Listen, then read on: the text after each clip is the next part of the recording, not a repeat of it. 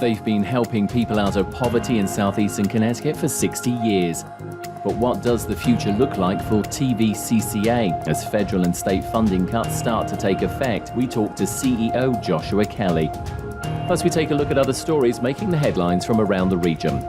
This is Connecticut East This Week.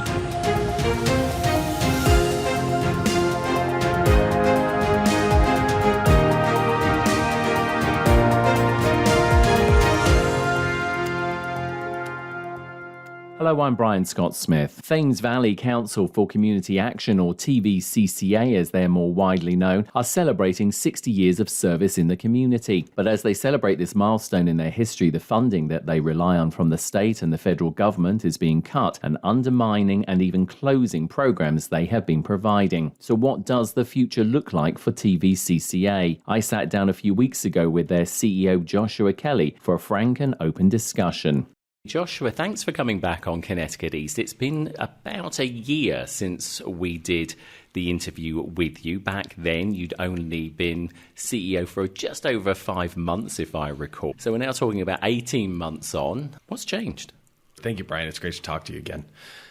A lot's changed. Namely, right now, the political climate that we're in is certainly a difficult one for nonprofits, and not just nonprofits that are in the human services sector, but I think that our predicament is an especially dire one as it currently stands, but really nonprofits across the country, from museums to performing arts centers to the human services that we're providing here at TVCCA. We're seeing a large change in funding streams. Anytime that happens, anytime that there's a question of economic recession or impact, there's less money to be given by private donors, never mind the government, and certainly the way that money is flowing from the government, as I believe we discussed about a year ago. TVCCA is 91% state and federally funded. The last 9% being from municipal grants, which also, of course, gets impacted in a trickle-down manner.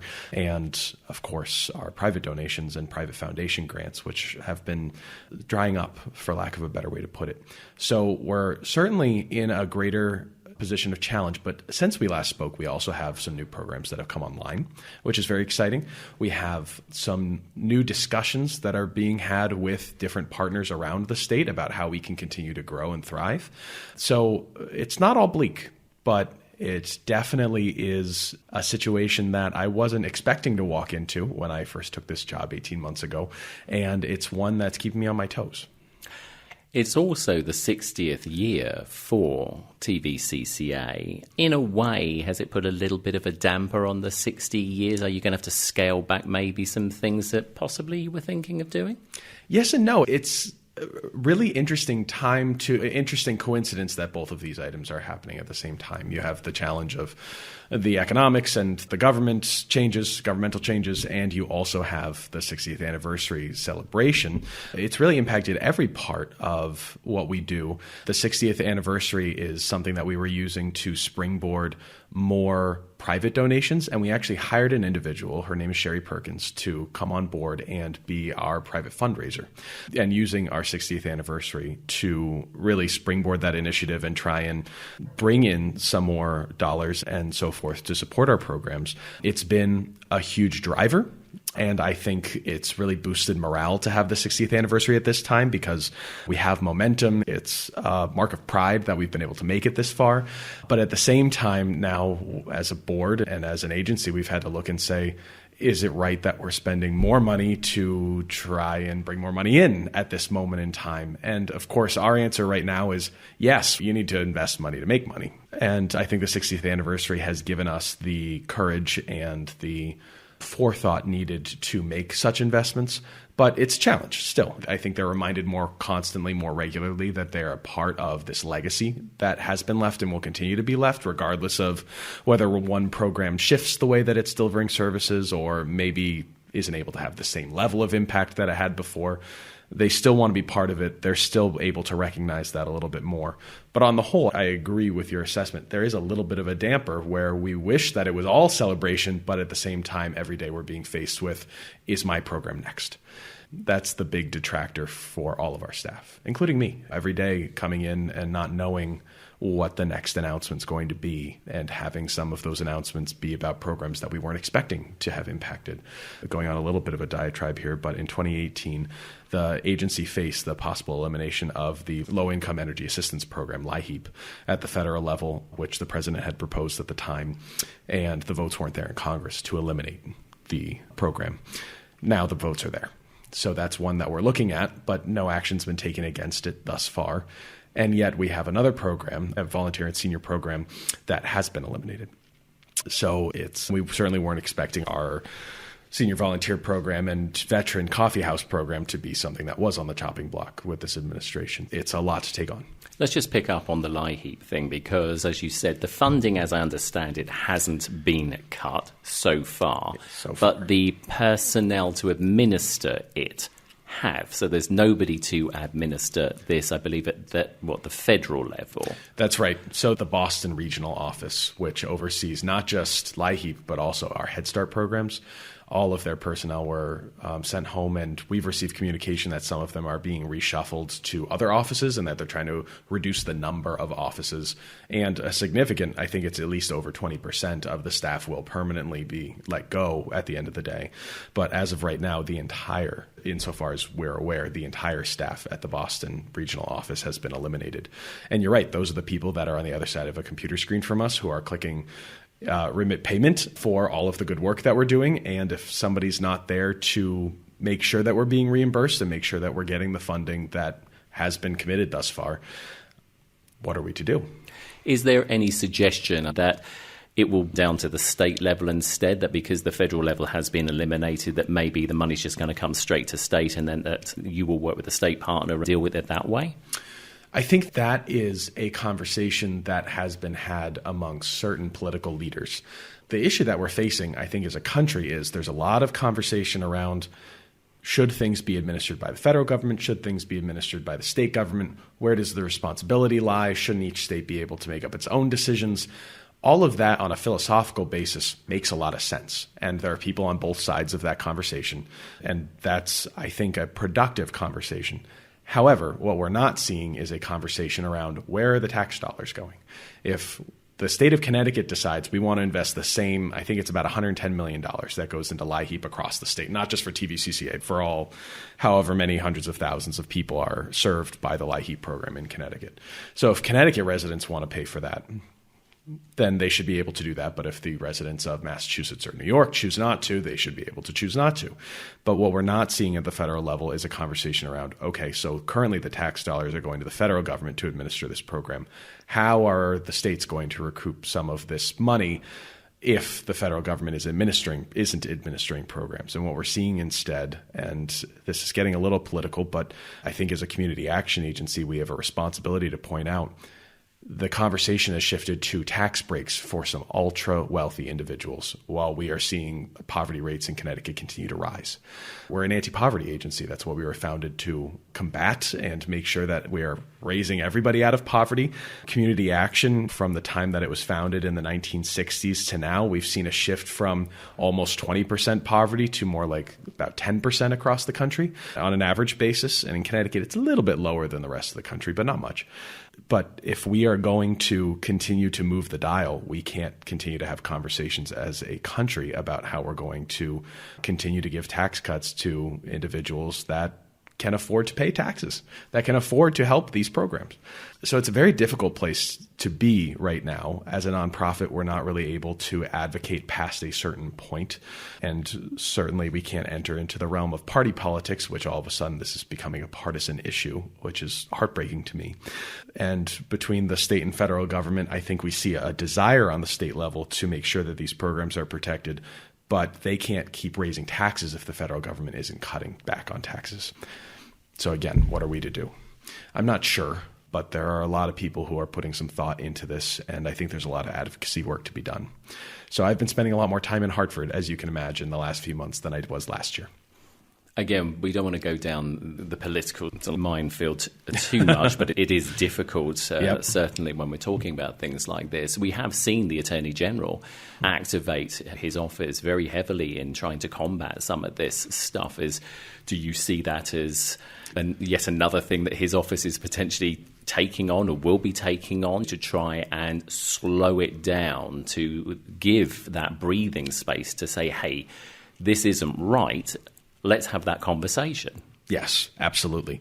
A lot of what's been happening within the executive branch has been a bit of a shock and awe tactic, it seems so far, and full of surprises, and not necessarily well planned out surprises all the time. Some of it seems to simply be haphazardly thrown together, press releases going out that either don't share the whole picture or are only half baked. And in general, initiatives are moving forward, whether it be on the immigration side of things, funding, you name it, that really are going to impact residents in a negative way. And we need more information before we're able to fully assess how to respond to the decisions that are being made. So his work to make sure that it is being slowed down and that we have a full understanding of how implementation is going to occur has been tremendously helpful. TVCCA in particular, our programs are designed to help people who are here. We are not in the business of checking identification cards for every last person who walks through our door. There are some programs where we have to collect social security number. There are some programs where we have to know address, all of those types of things. But generally speaking, if somebody is here in the state of Connecticut, in southeastern Connecticut, and is looking for help and they meet income requirements, they are going to be able to be assisted by TVCCA. So the executive orders around immigration in particular were very alarming. You know, that those first couple of days after some of the executive orders came out, we actually had reports of immigration agents being at one of our childcare centers.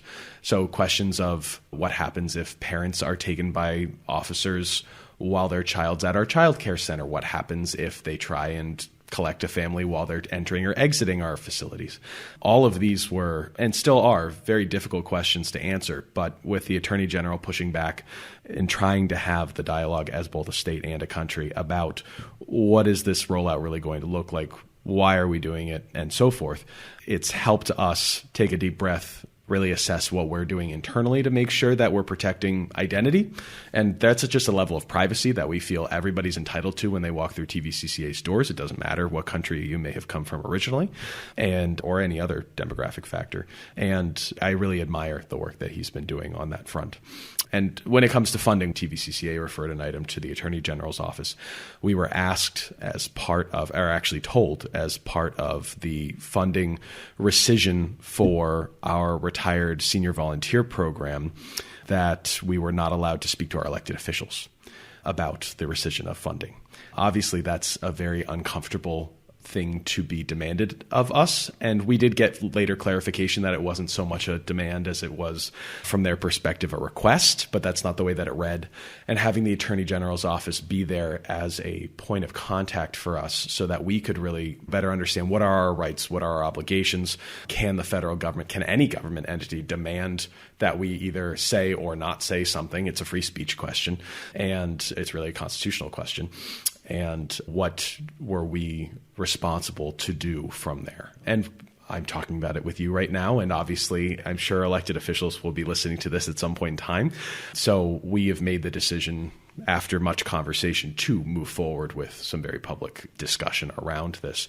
But it just underscores, I think, the importance of an Attorney General that's willing to stand up for what they believe is right, one way or the other.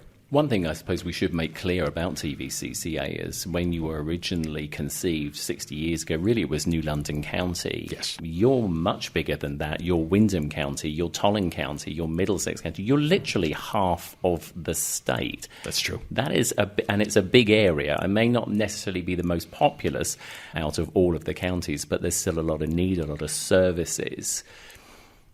Talk to us about some positives, because there is still some good stuff going on. It is a challenging time. You've pointed that out. But are there still some good things going on that you're happy to say, hey, look, it's not all doom and gloom. We are at least able to still supply this. Very much, very much. The number one is our Family Bridge program, and very excited.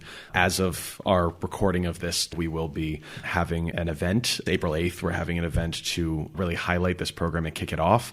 But this is a brand new concept from the state that they've taken from Family Connects International, which is another nonprofit that promotes this model, where for the first 6 months following the birth of a child. And it's not just the first child in a family. It's not just the first time that parents are going through the raising of a child process. It's any child that comes into a family. We are offering 3 free nurse home visits for that family. The goal is to try and divert people away from the emergency room, make sure that medical questions and just child rearing questions are able to be answered in the home in a comfortable environment and sooner rather than later, so that kids are getting the best care possible, so that families are comfortable, not spending too much money, not blocking up the services at the emergency room when there are other people who are in need, and those questions could be answered elsewhere in a more productive manner. It's a model that's tried and true. It's data-driven. It's something that's been implemented in other states before and has been implemented now in 2 different locations in Connecticut. There's a Bridgeport Family Bridge program that's been launched, and then we have the Norwich program. So it currently covers really 6 different areas. We have Norwich, Wyndham, Lisbon, Griswold, Montville, and our 2 tribal nations, rounding out our core territory right now. And anybody who has a child born out of Bacchus Hospital who is a resident of one of those towns is automatically eligible, free of charge, doesn't matter what your income level is, to participate in this program. And following the nurse home visits, we also have the opportunity to connect them with basically a resource coordinator, somebody who's going to get them connected to other services in the area as needed.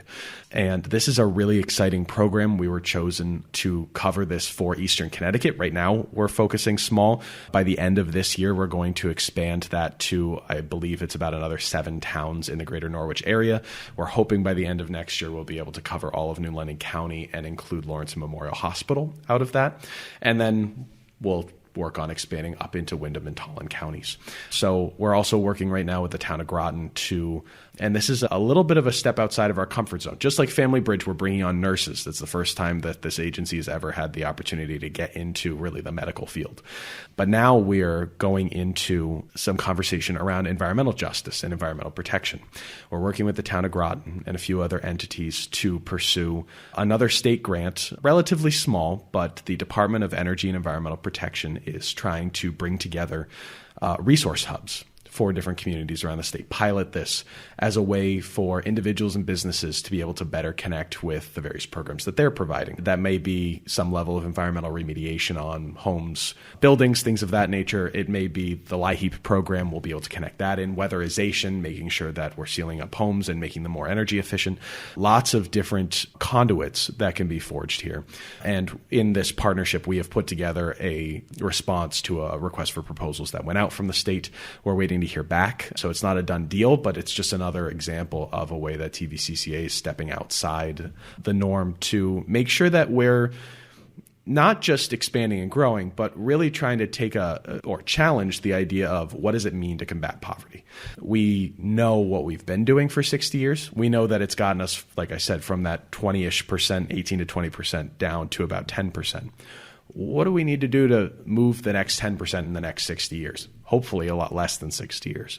But the answer can't just be to do what we've been doing this whole time. Obviously, it's not moving the dial at this point. As you head towards your 2 years later this year of being CEO of TVCCA and everything that you've seen and done so far in 18 months and everything that we've just spoken about, the $64 million question is, what are your hopes moving forward? What are your priorities now? That's a great question. My number one priority is to make sure that we are, as we have our programs that are continuing to keep people out of poverty, we preserve those. So that's the short-term goal. Long-term goal, what I would really like to see for TVCCA and some of the conversations we've been able to start getting to is how do we get more involved in the community at the state level and with our advocacy work to, again, move that dial. We want to see not just, hey, here are some people that we were able to help this year, and that's a great thing, but how do we move southeastern Connecticut to a point where we've really eradicated poverty, where poverty, somebody who's moving here is able to get the supports, the services, and the connections that they need to not just live in a state where they are well off and where their family is able to be in a more well-off situation, but where they're able to sustain that. And that's really about systems change. There was a conversation about 2 years ago where TVCCA really changed its mission statement to be from simply abolishing poverty to looking at systems that will allow for the abolition of poverty. With that, we have to change some of our language. We have to change the way that we're thinking about it. It's not just about sending out reports on how many people were served by LIHEAP this year, how many people were seen by Family Bridge nurses this year, and so forth. But what next steps need to be taken in order to move the dial? It's such a monumental question. It's never been done really in the history of the world anywhere. And it's not something that we're going to do alone. It's not something that me and the 5 or 6 others who are on our senior management team are going to come up with overnight and be able to implement. But that's our long-term goal. And it's really great to have the 60th as a morale booster to get ourselves reinvigorated, refocused on that question. And the silver lining with some of the things happening at the federal level is I think the world has an opportunity right now to reimagine some things. Sometimes it takes a little bit of destruction in order to have some beautiful construction later.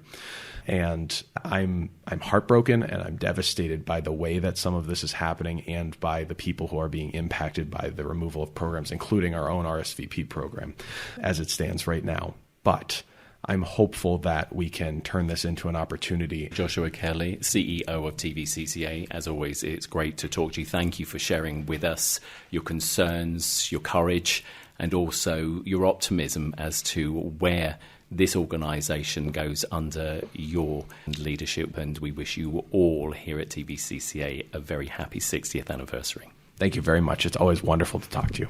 And if you want to find out what programs and resources may be available to you from TVCCA, if you live in Eastern Connecticut, then head over to their website at tvcca.org.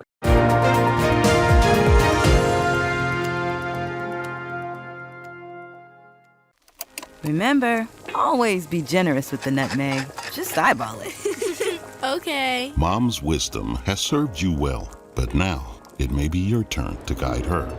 Hey, I'm worried about Mom. She keeps forgetting her famous sweet potato pie recipe. Some things come with age, sis. And some don't. Knowing the early signs of Alzheimer's in a loved one will help you make the best decisions for your family. Visit 10signs.org to learn the signs. Brought to you by the Alzheimer's Association and the Ad Council. Time now for a look at other stories making the headlines this week. A new survey suggests Connecticut residents are feeling the pinch of a state law passed last year blocking earned wage access services that allow workers early access to a portion of their wages before payday. Edwin J. Vieira from the Connecticut News Service has this report. In the survey, 67% of people said being able to get some of their pay early helped them afford everyday expenses like groceries, housing, and transportation. While some are now going without essentials, Jennifer Deneen with the University of Connecticut says others now take on debt to pay bills. They might take out a payday loan or an advance. Some people mentioned they might pay the bill late, which can often add fees. They might use a credit card. And while some people say they would pay that before the interest kicked in, most said they would not be able to. A General Assembly bill would bring back earned wage access. Senate Bill 1396 received plenty of support, but also has sizable opposition. Some people worry allowing earned wage access will lead to payday lenders taking advantage of people. However, the report notes more people have been using payday loans since earned wage access ended than when it was allowed. I'm Edwin J. Vieira. It was Earth Day on April 22nd, and local leaders and legislators headed out around the state to talk about environmental matters and issues as well as challenges that lay ahead. U.S. Congressman Joe Courtney and Attorney General William Tong held an event with students and faculty at Connecticut State Three Rivers College in Norwich. And despite talking about environmental issues and concerns, the students had other issues they wanted answers to, ranging from mental health and special education funding to transgender rights and immigration here in the state. Sam, who is a nursing major at Three Rivers and identifies as transgender, said they have concerns based on what they're seeing personally and in the media. Recently, I've seen a lot of the protections for trans people on the federal level going away, and a lot of even mentions of trans people in the federal level going away. And I just want to know what the commitments are to protect trans rights in the state of Connecticut, and especially regards to identification like passports and real ID, and also in healthcare. Attorney General Tong and Congressman Courtney acknowledged the concern, and Tong had this to say in reply. Trans rights are human rights, and trans people enjoy the exact same rights the rest of us do in Connecticut, period, full stop. And trans girls are girls and trans boys are boys. That's it. That's the law of the state of Connecticut, is the policy and the law of the state of Connecticut. And until the legislature changes its mind, that's who we are and that's who we're going to be. So the commitment could not be any stronger. On the matter of immigration, Tong said this was something very personal to him, being the son of immigrants himself, and that there is no America without immigrants. Tong concluded the visit with a powerful message to the students about what he had seen at a recent hands-off rally in the state's capital, saying the fight for what was happening to the country wasn't just about the older generation, but the younger generation too. 2 weeks ago on a Saturday, there were thousands of people in Hartford for the hands-off protest. I guess the average age was 55. It was not a young people's revolution, okay? You guys were not there. I got to tell you, that is deeply concerning to me. You have to focus. This is your world, and it's going to be yours in a hot minute. And if you don't stand up and fight for it, it will not be recognizable to you when you get there. East Lyme's police chief destroyed evidence, had an affair with a subordinate, and lied to investigators. That's according to a 140-page independent investigation report carried out for the Connecticut shoreline town by the Daigle Law Group and was released publicly recently. The investigation and report looked into historic domestic abuse complaints involving Michael Finkelstein, East Lyme's police chief, and his wife as far back as 2023. It also reviewed how the department and certain officers had conducted investigations into the abuse complaints and evidence being destroyed. The report also details how Finkelstein tried to hide a sexual affair he was having with a female lieutenant at the police department in 2023. Finkelstein has been on paid administrative leave since June of 2024, a day after police were called to his home for another domestic violence call in which Finkelstein's wife said he punched her in the face. State police have also investigated Finkelstein in the past, and the report details how he lied to those investigators. The town of East Lyme and the East Lyme Police Commission say they will be holding a meeting about the report later in the month, followed by public hearings. Yale New Haven Health System have reported operating losses of $61.9 million in the first 5 months of their 2025 fiscal year, against a budgeted loss of just $5.4 million. The figures are part of a financial update report obtained by Connecticut East This week that shows the healthcare system is facing significant financial headwinds, according to a Yale Health spokesperson. Yale Health's fiscal year runs from October 1st to September 30th each year. The report also shows inpatient and outpatient volumes were also below budget, and labour expenses to date have hit between $12 to $15 million over estimated budget. Operating expenses are also impacting the health system's bottom line at $74.6 million, which the report calls unfavourable to the system's budget. Recently, Yale Health gave 150 employees of Northeast Medical Group pink slips as they look to restructure their current business model. Yale Health also blames the state's Medicaid program and low reimbursement rates and looming cuts to federal programs as significant factors to their losses. And the warmer weather might be here, but the water temperatures are still cold, as the Connecticut Department of Energy and Environmental Protection are reminding residents as they launch their cold water safety campaign aimed at boaters and paddlers. CT Deep say that although air temperatures might be in the 60s and 70s, water in places like Long Island Sound remains in the low 40s in April and around 55 degrees in many of the state's rivers and lakes until May. An unexpected immersion into these cold waters by a boater in a kayak or canoe can be deadly, and they recommend wearing a life jacket at all times, not paddling alone, and dressing appropriately for the water temperature and not the air temperature.